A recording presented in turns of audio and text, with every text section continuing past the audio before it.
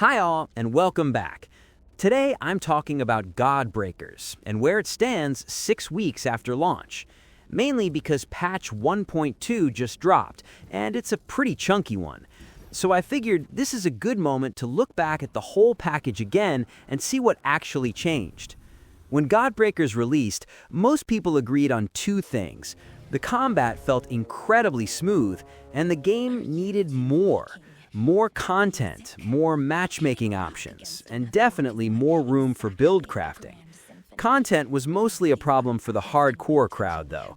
If you're just playing normally, you can still get a solid 15 hours out of it, especially if you go for the real ending. More if you played around with modifiers. Matchmaking didn't hit me personally because I play solo anyway, but yeah, I get why that frustrated people. And build crafting, fair enough. It starts slow and it doesn't immediately give you the same excitement as other games. But later in your runs, those stat increases do start showing. It's just more a stat-based RPG than a traditional roguelite. All three of these issues got real improvement work, so let's go through them quickly, starting with the biggest change. Starting with matchmaking, because honestly, this is the most impactful fix. We finally have a full server browser. You can host games, browse games, join open sessions, see who's in the party, even kick people if someone goes AFK. Before, if you wanted to play co-op, it felt like you had to fight the system.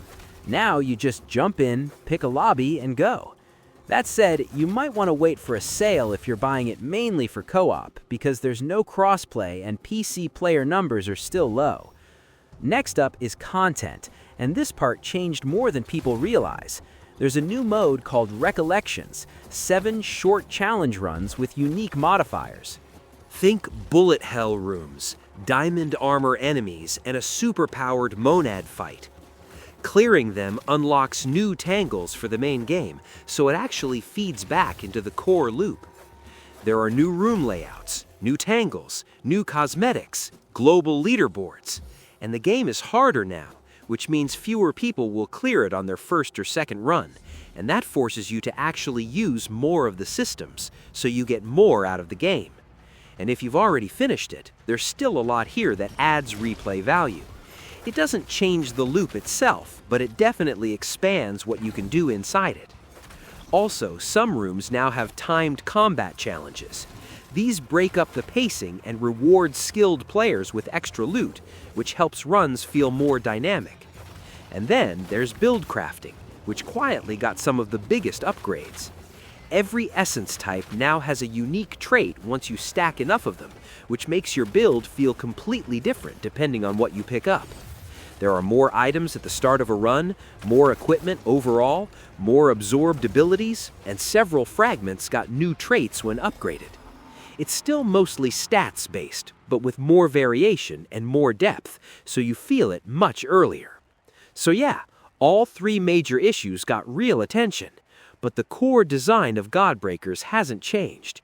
If you didn't like the structure at launch, this won't magically turn it into a different game.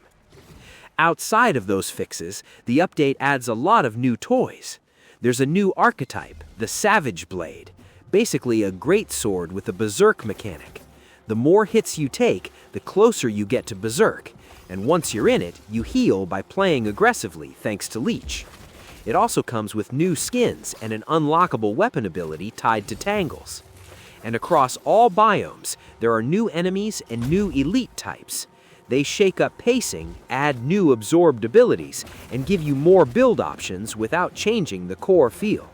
There's also more equipment: gravity orb, electric trap, electric aura, piercing ray, DOT detonators, a lot of new tools to play with. Room variety also went up. Every biome has more layouts now, which helps a lot when you're grinding runs. Cosmetics got a boost too, with new skins, heads, and unlock challenges. Just small stuff, but fun goals to chase. And then there's everything else. A huge amount of smaller changes that touch almost every part of the game. Enemy balance got adjusted, several abilities were retuned, cooldowns were changed, fragments were reworked, and most bosses had their damage or pacing updated. Crash fixes, UI tweaks, and economy changes also made the game feel a bit smoother overall. It's a lot of invisible quality of life, stuff you don't consciously notice, but you do feel while playing. So, to sum it up, the core of Godbreakers is still the same game. It's still stat-focused, still built around the same biomes, and still plays like a fast, smooth action RPG first and a roguelite second. But now, there's simply more of everything. More variation, more challenge, more build possibilities, a new archetype, leaderboards, new modes, new enemies, and more reasons to replay than ever before. If you already enjoyed the foundation, this update strengthens almost every part of it. If you didn't vibe with the core design at launch, this won't suddenly turn it into a different game. That was it. Are you diving back into Godbreakers? Let me know in the comments. And if you like videos that don't waste your time, then please consider to like and subscribe. Regardless, thank you so much for watching, and I hope to see you in the next one.